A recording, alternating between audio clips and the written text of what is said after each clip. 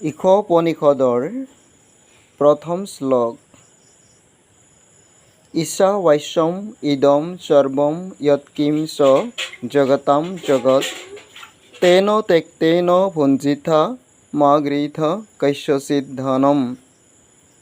ঈশ অৰ্থাৎ ঈশ্বৰ, সৰ্বব্যাপী, সৰ্বান্তৰ্যামী ভগৱান পৰমেশ্বৰ।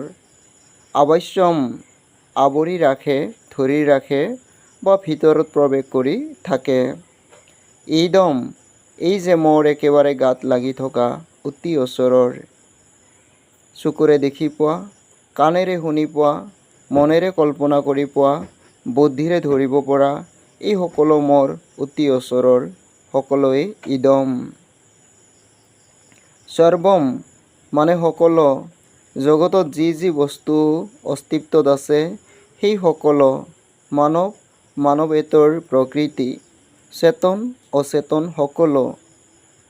য়ৎকিঞ্চ জগতাম জগত, জগতত যি যি অস্তিত্ব আছে সকলো, কোনো বাদ নপৰাকৈ। তেন ত্যক্তেন সেইজনৰ কাৰণে ত্যাগ কৰি, বা ঈশ্বৰৰূপী সকলোৰে কাৰণে ত্যাগ কৰি। ভুঞ্জিথা অৱশিষ্টখিনি তুমি ভোগ কৰা। মা নকৰিবা, গৃহীত লভ, কস্যচিৎ কাৰোৰে, ধনম ধন, ধনলৈ, সম্পত্তিলৈ। ইয়াৰ সৰল অৰ্থ, এই জগতত সৰু ডাঙৰ, স্থূল সূক্ষ্ম যিমানবিলাক জীৱ বা বস্তু অস্তিত্বত আছে এই সকলোতে ঈশ্বৰ বিৰাজমান হৈ আছে, বা এই সকলোকে ঈশ্বৰে ঢাকি বা আৱৰি ৰাখিছে বা আশ্ৰয় প্ৰদান কৰি আছে।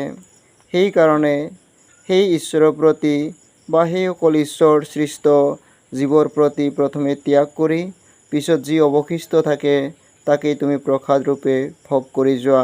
কেতিয়াও লোকৰ বা তোমাৰ অধিকাৰত নপৰা ধনৰ প্ৰতি লোভ নকৰিবা।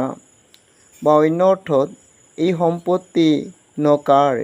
ভগৱানৰহে। এবাৰ মহাত্মা গান্ধীক এটা কাল্পনিক প্ৰশ্ন সোধা হ'ল।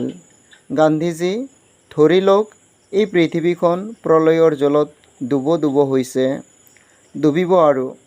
আপোনাক এখন ডাঙৰ নাৱত বহুৱাই দিলে আৰু কোৱা হ'ল যে মানৱ জাতিৰ আজিলৈকে উপলব্ধ জ্ঞান ৰাশিৰ ভিতৰত এটা জ্ঞানৰ বীজ আপোনাক সংৰক্ষিত কৰি ৰাখিবলৈ দিলে, যিটোক ৰক্ষা কৰিলে মানৱ জাতিৰ জ্ঞান ৰাশি অকণো লোকচান নোহোৱাকৈ পুনৰ জীৱিত হৈ উঠিব। তেন্তে আপুনি কোনটো জ্ঞানৰ বীজ লগত ৰাখিব? তেতিয়া গান্ধীজীয়ে কিছু সময় ভাবি পিছত গহীনাই উত্তৰ দিলে, মই ঈশাৱাস্যোপনিষদৰ প্ৰথম মন্ত্ৰটো মোৰ লগত সংৰক্ষিত কৰি ৰাখি ল'ম। সেই মন্ত্ৰটো যদি সুৰক্ষিত হৈ থাকি যায়, তেন্তে প্ৰলয়ৰ পিছত পৃথিৱীৰ সকলো জ্ঞান সুৰক্ষিত হৈ থাকিব। ইয়াত মোৰ তিলমানো সন্দেহ নাই। গান্ধীজীৰ এই আত্মবিশ্বাসপূৰ্ণ কথাষাৰত বহু কথাই সোমাই আছে। আমি হয়তো এই মন্ত্ৰফাঁকিৰ সম্পূৰ্ণ অৰ্থ বুজি নাপাম বা হৃদয়ংগম কৰিব নোৱাৰিম বা আনক ঠিকভাৱে বুজাই ক'ব নোৱাৰিম, কিন্তু এই সত্যটো গভীৰভাৱে উপলব্ধি কৰিব পাৰোঁ যে এই পবিত্ৰ মন্ত্ৰটিত সকলো মংগলময়তা, বিশ্বশান্তি আৰু সম্পূৰ্ণ আধ্যাত্মিক জ্ঞান পৰিপূৰ্ণ হৈ আছে।